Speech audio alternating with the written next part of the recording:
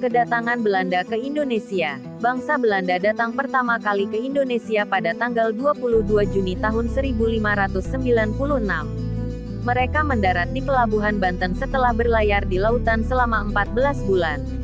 Armada Belanda ini dipimpin oleh Cornelis de Houtman. Semula kedatangan mereka disambut baik oleh penduduk Banten. Tetapi, lama-lama Belanda menunjukkan sikap yang serakah, kasar, dan sombong. Mereka memaksa rakyat Banten untuk menyediakan lada dan tidak mau membayarnya. Hal inilah yang menyebabkan rakyat Banten mengusirnya. Akhirnya dengan terpaksa Belanda harus menyingkir dari Banten. Orang-orang Belanda kemudian berlayar ke Bali. Namun armada Belanda ke Bali tidak mendapat sambutan dengan baik. Akhirnya mereka memutuskan kembali ke Eropa dengan tangan hampa serta menanggung kerugian yang sangat besar. Tahun 1598 untuk kedua kalinya Belanda datang ke Banten. Armada ini dipimpin oleh Jacob van Eyck dan Van Warwick. Sikap mereka lebih ramah daripada sebelumnya sehingga kedatangan mereka ini disambut dengan baik. Dan karena sudah bersikap ramah, orang Indonesia mengizinkan mereka berdagang. Orang Belanda semakin banyak yang datang ke Indonesia. Pelayaran bangsa Belanda yang kedua ini berhasil mendapatkan hasil yang sangat memuaskan. Mereka pulang ke negeri Belanda dengan kapal-kapal yang dipenuhi rempah-rempah. Pembentukan VOC, terbukanya jalur perdagangan di Indonesia menyebabkan munculnya persaingan di antara para pedagang, baik dengan Belanda sendiri maupun dengan pedagang Eropa lainnya. Mereka bersaing untuk memberi rempah-rempah sebanyak-banyaknya dari Indonesia. Pada tanggal 20 Maret tahun 1602, Belanda mendirikan Persatuan Dagang atau Kongsi Dagang yaitu Perkumpulan Dagang Hindia Timur, Verenigde Oost-Indische Compagnie, yang disingkat VOC. Tujuan utama didirikannya VOC adalah untuk memenangkan persaingan dagang dan mendapatkan keuntungan yang sebesar-besarnya. Pimpinan VOC disebut Gubernur Jenderal. Gubernur Jenderal VOC yang pertama adalah Peter Boer. Untuk memperkuat kedudukan VOC di Indonesia, pemerintah Belanda memberikan hak istimewa, hak oktrooi, kepada VOC. Berikut ini yang menjadi hak-hak istimewa VOC.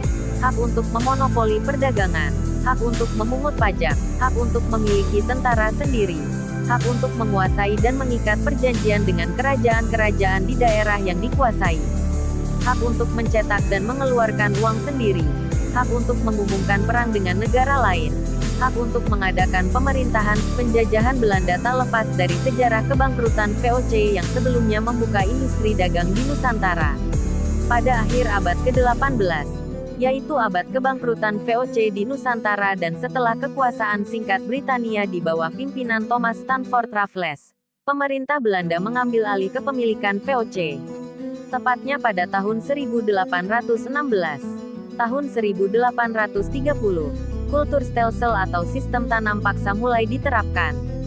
Dalam sistem ini, para rakyat pribumi dipaksa menanam hasil-hasil perkebunan yang menjadi permintaan pasar dunia, seperti teh, kopi, dan lain-lain.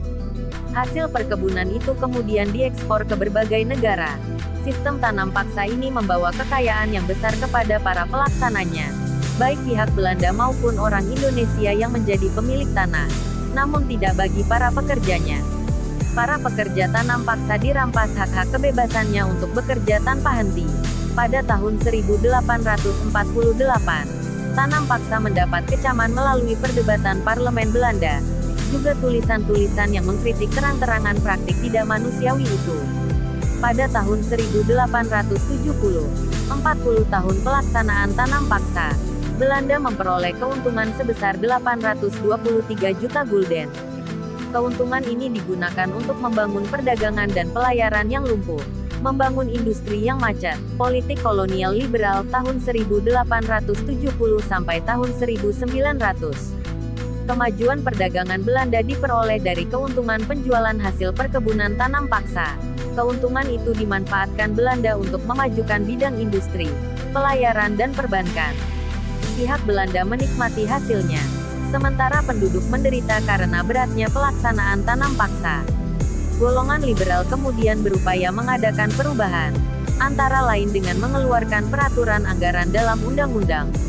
Dengan keluarnya peraturan pemerintah tahun 1854 maka politik kolonial diatur secara liberal.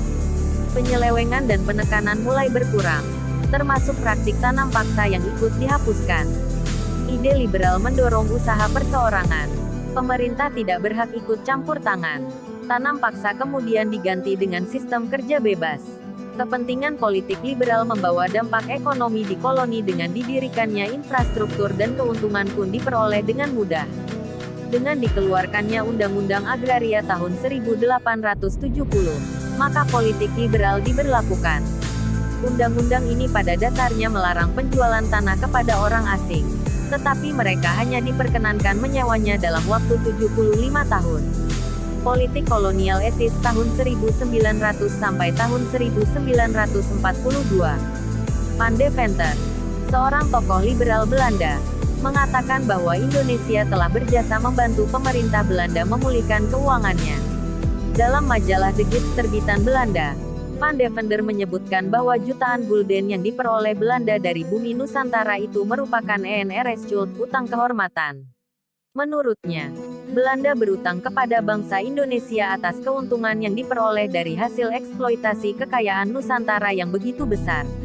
Oleh sebab itu sudah sewajarnya jika kebaikan orang Indonesia itu dibayar kembali. Menurut Van Deventer, utang budi itu harus dibayar dengan peningkatan kesejahteraan melalui trias politika atau politik etis etise politik, yang terdiri dari 1. Irigasi pengairan, yaitu dilakukan pembangunan irigasi untuk mengairi sawah-sawah milik rakyat pribumi guna meningkatkan kesejahteraan penduduk. 2. Edukasi pendidikan, yaitu memberikan pendidikan kepada rakyat pribumi sehingga nantinya dapat dihasilkan manusia-manusia terpelajar dan kaum intelektual yang berkualitas. 3. Migrasi perpindahan penduduk, yaitu melakukan perpindahan penduduk. Ini ditujukan agar pemerataan tempat tinggal penduduk dapat tercipta.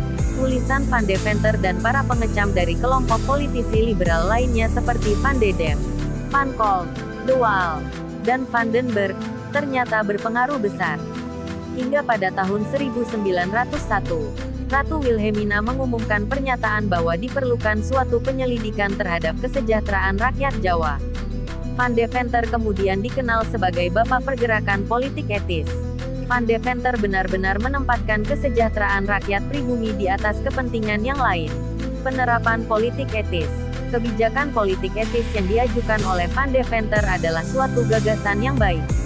Namun, dalam penerapannya ternyata tidak sejalan dengan apa yang digagaskan. Banyak terjadi penyimpangan dan penyelewengan terhadap sistem trias politika oleh para pegawai kolonial Belanda. Bentuk penyimpangan dan penyelewengan tersebut antara lain: irigasi, oleh pegawai kolonial Belanda. Sistem irigasi yang tidak diberlakukan secara adil dan merata. Irigasi yang seharusnya ditujukan untuk penduduk malah dialirkan ke tanah-tanah yang subur saja dan sebatas untuk perkebunan milik Belanda.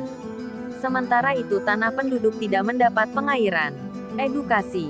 Pemerintah Belanda membangun sekolah-sekolah, namun bukan untuk meningkatkan kesejahteraan penduduk. Tujuan sebenarnya adalah untuk mendapatkan keuntungan sendiri. Sekolah-sekolah yang telah didirikan hanya diutamakan bagi anak-anak pegawai pemerintahan dan orang-orang yang berasal dari golongan berada. Di sini terjadi diskriminasi pendidikan. Migrasi. Migrasi penduduk ke daerah luar Jawa yang masih jarang penduduknya hanya dilakukan ke daerah-daerah perkebunan swasta yang dimiliki Belanda. Ini bertujuan agar penduduk yang bermigrasi ini dapat menjadi pekerja perkebunan tersebut. Pendidikan rakyat pribumi, melalui penerapan politik etis, khususnya bidang pendidikan.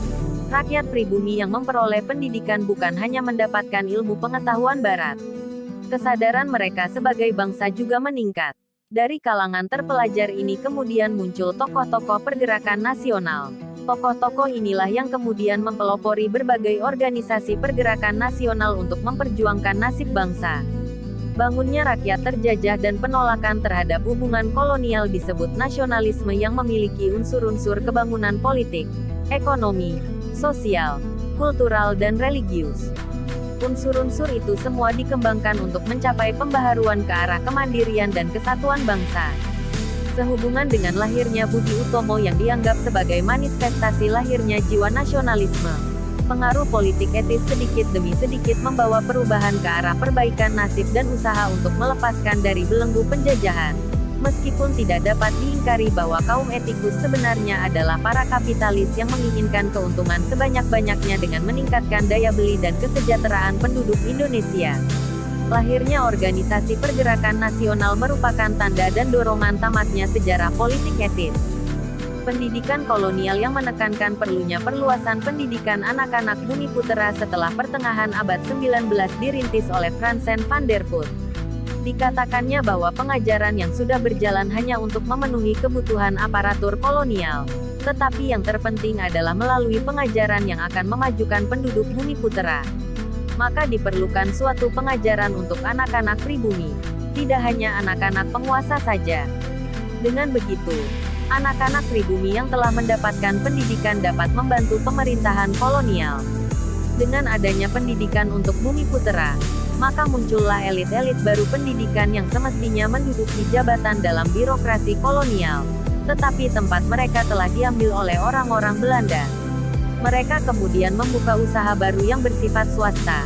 Karena mereka merasa dengan bekerja kepada pemerintah kolonial berarti mereka mengabdi pada penjajah.